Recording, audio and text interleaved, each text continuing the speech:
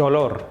Pocas situaciones en nuestra vida producen tanta desesperanza e incluso temor como el dolor, especialmente cuando hablamos de ese dolor que parece que no tiene remedio, pero que en realidad en muchas ocasiones sí lo tiene. Esto nos lo va a explicar muy bien, entre otras voces autorizadas, hoy aquí en Diagnóstico, la doctora Ana Domínguez, que nos va a introducir en las nuevas terapias, en las alternativas que hay para solucionar ese dolor que parece que nos va a acompañar para siempre. Arrancamos con este asunto. Nuestro diagnóstico de hoy lo hacemos como siempre, primero con un repaso a la actualidad en 3 minutos.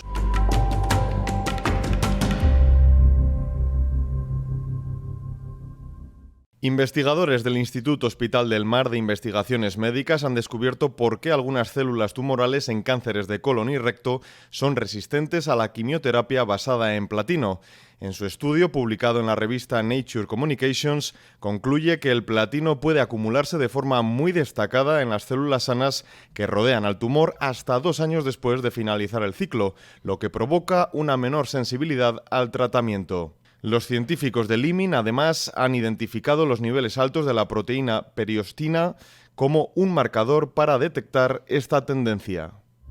Trabajar 4 días a la semana reduce el estrés y mejora el bienestar de los trabajadores sin restar productividad. Así lo indican los resultados del mayor experimento mundial en el que han participado 60 empresas de Reino Unido durante 6 meses.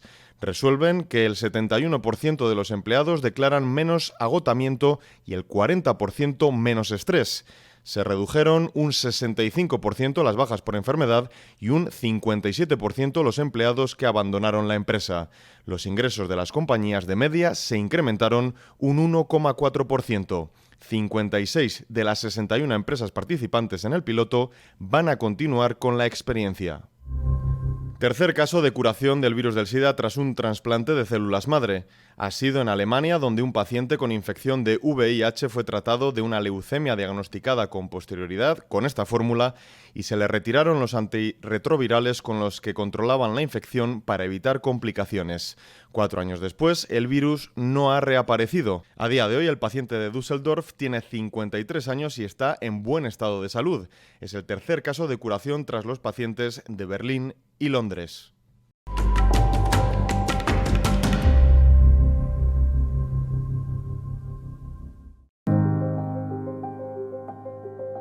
La Organización Mundial de la Salud asegura que el dolor crónico es una enfermedad y su tratamiento un derecho humano. Sin embargo, muchas personas, probablemente después de un largo periplo en el que han fracasado los tratamientos con medicamentos convencionales, se resignan a vivir con dolor. Pero no tiene por qué ser así.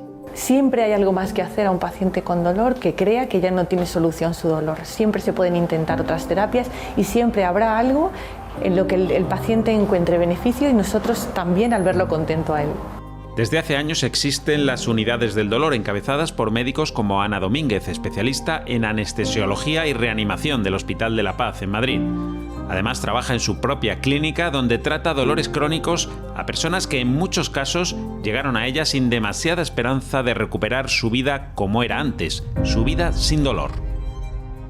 El dolor es una experiencia que es subjetiva, que vive cada individuo de una forma diferente y que sobre todo el personal sanitario no tiene un termómetro, una constante, un dato objetivable del dolor que uno tiene. Entonces, se supone que cada paciente tiene un umbral distinto, pero no porque a lo mejor un paciente aguante mejor un dolor que otro, porque sea más fuerte, sino que también hay muchas variaciones interindividuales de lo que es el sistema nervioso, de la conducción del dolor, de las vías, del sistema nervioso central, de la recepción, y todo eso hace que el umbral del dolor sea muy distinto entre un paciente y otro. No somos exclusivos los que tenemos que tratar, los terapeutas del dolor, tenemos el tratamiento del dolor en exclusividad, porque es verdad que el dolor agudo normalmente lo tratan otros especialistas porque lo que hacen es buscar la causa que está produciendo ese dolor y tratar de eliminarla. El problema viene cuando aparece el dolor crónico. ¿Pero qué es el dolor crónico? ¿Es un dolor que sufres siempre? ¿Es un dolor que te viene esporádicamente pero que no acaba de irse nunca? ¿Cuándo tengo que acudir a un centro especializado en dolor? El dolor crónico se define como un dolor que persiste más allá de 3 meses. Eso es como un acuerdo entre los especialistas.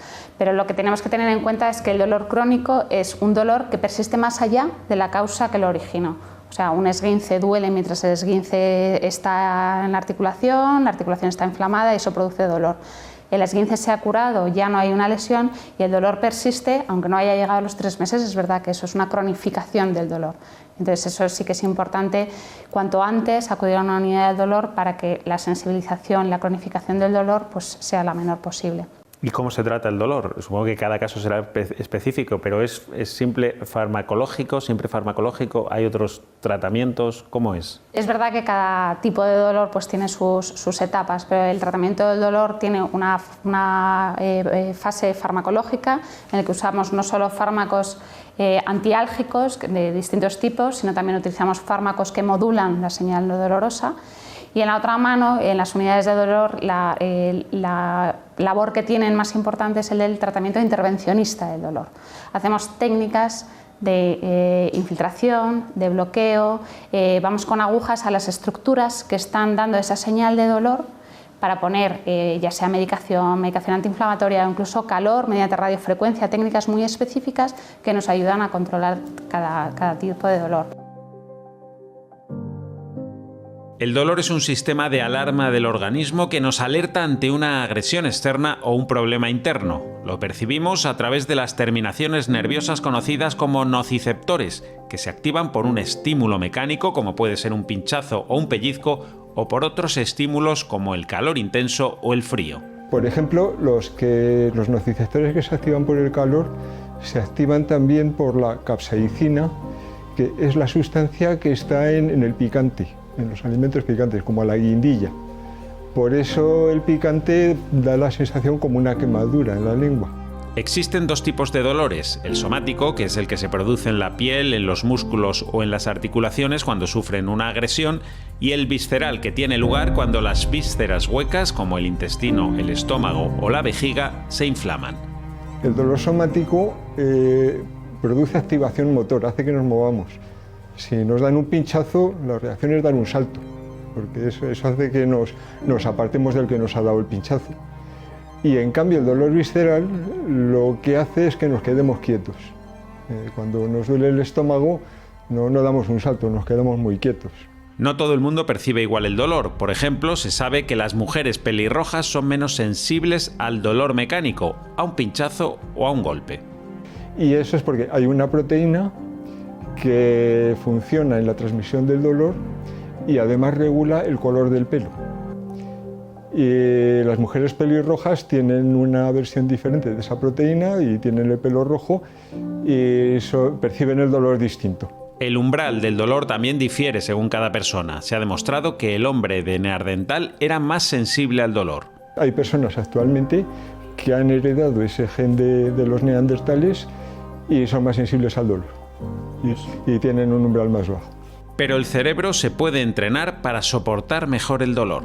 En el cerebro hay una cosa es la percepción del dolor, la percepción física, y otra cosa es la respuesta emocional, el sufrimiento. Entonces se puede entrenar para inhibir las áreas que producen la respuesta emocional, de manera que se puede conseguir que uno sigue notando el dolor, pero no le produce sufrimiento.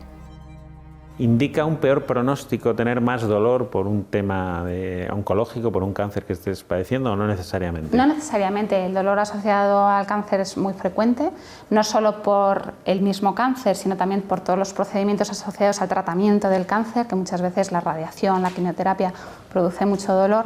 Pero es verdad que el paciente oncológico muchas veces tiene miedo a quejarse del dolor, porque le da la sensación de que es que el cáncer ha evolucionado, y no siempre es así. Y además el paciente que tiene cáncer, su objetivo principal es tratar su enfermedad y curarse del cáncer, entonces deja el dolor como en un segundo plano y sufren dolores que no deberían sufrir. Hay dolores, ¿no?, que sufrimos todos en algún momento de nuestra vida, dolor de espalda, dolor de cabeza. ¿Estos dolores también hay que tratarlos o es una decisión personal de cada paciente hasta qué punto se sienta inhabilitado por ese dolor?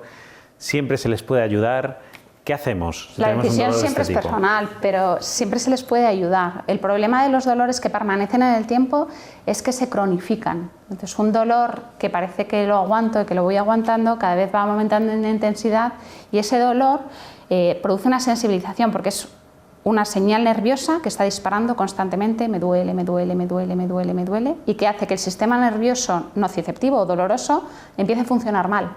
Y y eso es lo que hace que se cronifique el dolor, de tal forma que al final el dolor es mayor o mucho mayor de la lesión inicial, de la artrosis que tengamos en un momento dado de una espalda o de la migraña. Entonces incluso hace que estímulos que normalmente no son dolorosos se hagan dolorosos, como por ejemplo el tacto o la temperatura. Bueno, hay un porcentaje elevadísimo de la población que si le preguntan confiesa que tiene dolores de espalda, ¿no? Y yo no sé si eso está suficientemente tratado hoy día. Mucha gente convive con ellos sin mirárselo nunca. Está infratratado, vamos, desde luego. El dolor de espalda es el más prevalente en la población. Se deriva del precio que tenemos que pagar de caminar erguidos. Entonces la columna está diseñada para caminar a 4 patas. Entonces el hecho de caminar estirados con la sobrepresión que eso supone, no solo de peso, sino de rotación y de elasticidad en la columna lumbar, hace que a lo largo de los años la columna sufra. El dolor de espalda, cuando es específicamente en la espalda, no baja por las piernas, que es otra de las patologías que es muy frecuente, suele ser simplemente la artrosis de la articulación de una vértebra con otra, que al cabo de los años y por esa sobrepresión que sufre, pues acaba degenerando y produce dolor. Hay un término que se escucha que es la espalda fallida, ¿no? ¿Qué es la espalda fallida? ¿Cuándo alguien tiene una espalda fallida? La espalda fallida es muy sencillo. Es un paciente que tenía dolor en la espalda, ha sido intervenido quirúrgicamente de la espalda y el dolor no desaparece. Eso es un síndrome de espalda fallida. Hay otro dolor del que se habla cada vez más, que es el dolor pélvico, ¿no? Crónico. ¿Este dolor va en aumento, cada vez lo refiere más gente, o es que estaba ahí pero ahora le estamos dando más importancia y nos estamos fijando en él? Es verdad que ahora hay mucha moda, ¿no? O hay más atención en la salud de la mujer y en aspectos a lo mejor en relación con el embarazo o con el parto, en el que se hace como más hincapié en el suelo pélvico, pero el dolor pélvico crónico afecta tanto a hombres como a mujeres y el dolor ha estado ahí de siempre. Es verdad que ahora, pues, gracias a Dios, pues le está dando mayor relevancia, pero siempre ha estado. Las unidades del dolor y las clínicas especializadas realizan un trabajo muy específico para combatir el dolor crónico. Normalmente el paciente que llega aquí es una persona un tanto desesperada que tras muchos intentos no logra acabar con esas molestias más o menos agudas que marcan su día a día e incluso en ocasiones le impiden llevar una vida normal. Desgraciadamente todavía en los tiempos que corren hay un perfil de paciente cansado que viaja bastante entre un especialista y otro y quizás acuda a una unidad de dolor o a un sitio donde se trate el dolor algo tarde. Eso está cambiando.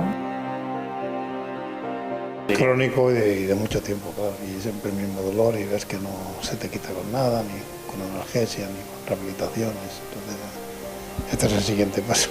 Rafael sufre fuertes dolores en una rodilla. Las infiltraciones y la radiofrecuencia están consiguiendo mitigarlo. Su caso es uno más. Su perfil entra en el prototipo de paciente que acude a una unidad del dolor. El dolor también tiene sus peculiaridades. Es más frecuente entre los 50 y los 70 años. Es el pico mayor de dolor y es más frecuente en las mujeres que en los hombres. Es caro que un paciente por dolor deje de ir a trabajar o de hacer sus actividades de cuidar a sus hijos o de cuidar a pacientes mayores o a familiares mayores. Eso es caro, pero el tratamiento del dolor y el tratamiento de salud en definitiva no es caro. El caso de Pilar es uno de esos. Una lesión en una mano con daño en un nervio le produce un dolor tal que ve limitada su vida diaria. La unidad del dolor le ha devuelto una cierta normalidad. La primera vez que me lo hice, además noté la mejoría prácticamente al día siguiente. Al día siguiente empecé a hacer mi vida normal y eso, y ya no se me caían las cosas de la mano, ya podía utilizar el cuchillo para cortar y... Por eso, ante un dolor crónico que no desaparece con nada, siempre hay esperanza. Y en concreto en esta especialidad, ¿cómo crees que estaremos dentro de unos años? ¿Cómo crees que se tratará el dolor en unos años? ¿De otra manera completamente diferente? Yo creo que hay mucho ahora, cambio ¿no? de recorrido por la ingeniería. Cada vez se están creando agujas más específicas, dispositivos más pequeños y técnicas mucho más específicas, y yo creo que de la mano de los ingenieros biomecánicos o biosanitarios va a ser de donde vayamos a ir evolucionando. Pero no podemos aspirar a vivir sin dolor, entiendo. permanentemente, ¿no? O Yo sea, creo que no, yo creo que el sufrimiento es parte de la vida, no a vivir sin dolor. Es verdad que la población tiene una tendencia a querer vivir guapa, joven y sana, ¿no? Y sin dolor. Una de esas es un pilar, pero no se puede vivir sin dolor, efectivamente. No se puede vivir sin dolor, pero sí se puede vivir bien con un dolor controlado. Siempre hay alternativas, siempre hay algo más que hacer para conseguirlo.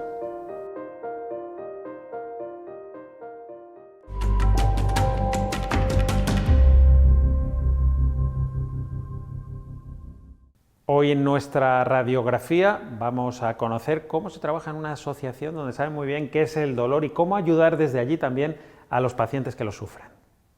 Inflamatoria, crónica y autoinmune son las tres características de la espondilitis anquilosante. Los enfermos y familiares piden ayuda y visibilidad. Por eso en el año 2016 surge la Asociación de Familiares y Afectados de Espondilitis Anquilosante. Hace 9 meses a Maite le diagnosticaron espondilitis anquilosante. Esta enfermedad comienza afectando a pequeñas articulaciones y puede llegar a unificar las vértebras de la columna o las costillas. Se conoce poco, por eso Maite decidió acudir a la asociación. Estaba confundida, no sabía si lo tenía, si no lo tenía, si me ajustaba a los patrones de la enfermedad y tampoco los médicos me acababan de dejar claro. Para luchar contra la enfermedad reciben un tratamiento médico, pero también es fundamental el ejercicio físico. Por eso en Burgos, desde la asociación, llevan a cabo actividades deportivas y de apoyo psicológico en 3 centros de la capital. Otro tipo de actividades pueden ser las jornadas anuales, información de espondilitis anquilosantes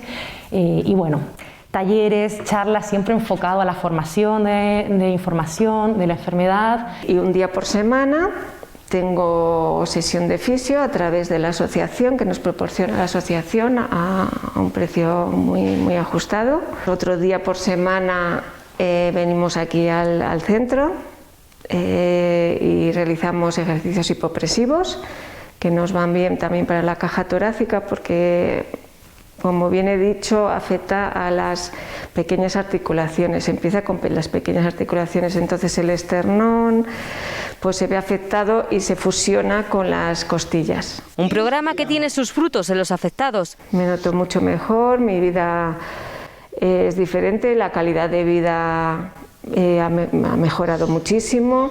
AFAEA busca seguir mejorando la vida de los afectados por espondilitis anquilosante con nuevas actividades. Un curso de yoga adaptado para las personas afectadas, terapia acuática, también hemos visto las experiencias de otras asociaciones en España que funcionan, que son muy buenas para tratar la enfermedad y paliar poco a poco las consecuencias que conlleva. Todo ello para hacer visible esta desconocida enfermedad.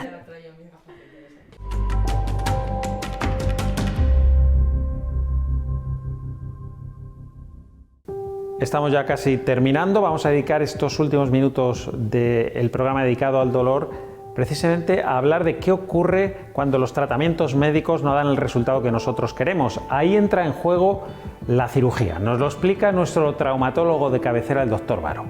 En pacientes con dolores ya mecánicos, crónicos, producidos por artrosis principalmente, las articulaciones que mayor afectación tienen y que con mayor prevalencia se ve en la sociedad son la artrosis de rodilla y artrosis de cadera. El principal escalón a la hora de tratar estos pacientes son los tratamientos más conservadores, tratamientos médicos, farmacológicos, fisioterapia. Cuando estos tratamientos van fracasando o no se consiguen los resultados adecuados porque el paciente continúa con ese dolor y con esas limitaciones, pues se van subiendo escalones, pasando a infiltraciones, unidades del dolor, que van intentando aportar pues este tipo de mejora a la hora de tratar al paciente.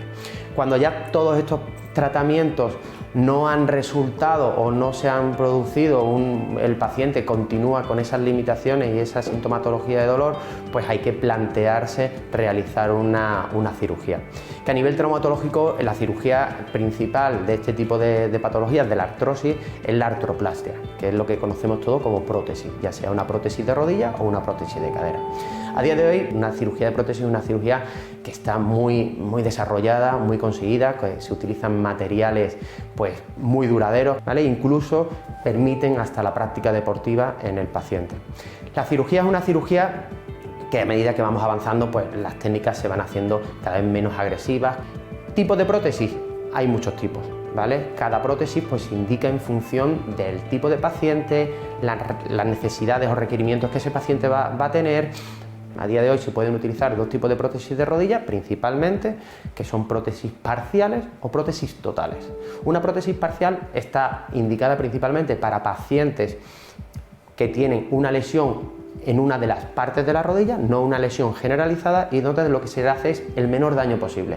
En la cadera sí que se hace un recambio total, ¿vale? Hay que cambiar la cabeza del fémur, ¿vale? Que es lo que conocemos todos por la bola, y el acetábulo, ¿vale? Materiales, muchos, influyen en función del tipo de paciente y la edad del paciente. Hay pacientes más jóvenes que por fracturas o por traumatismos han tenido lesiones en esa cadera y ha producido una artrosis precoz, ¿vale? Entonces necesitamos poner un material de una fijación más fuerte, con una resistencia mayor, para que pueda el paciente realizar una actividad más exigente que a lo mejor un paciente de más años, donde su actividad va a ser menor que este tipo de pacientes. Yo a mis pacientes, a la hora de plantearles el tratamiento con una prótesis, yo no les planteo que hay que recambiársela, ¿vale? Intentamos siempre hacer todo lo posible para que ese tratamiento sea un tratamiento definitivo, ¿vale? Y de esa forma mantenerlo. En medicina nunca hay nada 100%, entonces bueno, pues hay veces que por múltiples causas, ¿vale? Pues hay que tomar otras decisiones y otros caminos. En este caso pues hay veces que hay que recambiar una prótesis, ¿vale? Pero cuando hay que recambiarla no hay que plantearlo como un problema, sino hay que plantearlo como una solución a un problema que ya tenemos. Una persona con prótesis de rodilla puede realizar actividades deportivas de carrera, actividades deportivas de jugar, practicar tenis, actividades deportivas de natación, de ciclismo. La movilización precoz en cualquier paciente operado de prótesis es fundamental, ¿vale? Necesitamos que esa articulación vuelva a recuperarse y empiece a movilizar, disminuyendo así el riesgo de problemas vasculares, de trombosis, y más en un paciente con una edad avanzada.